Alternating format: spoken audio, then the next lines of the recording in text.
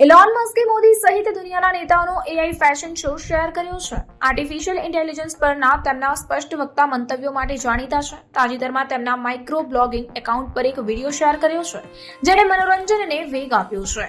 AI animation ટેકનિકનો ઉપયોગ કરીને બનાવવામાં આવેલા વિડીયોમાં વિશ્વના નેતાઓ અને અગ્રણી વ્યક્તિઓનો ફેશન મોડલ્સની જેમ વિડીયો બનાવવામાં આવ્યો છે.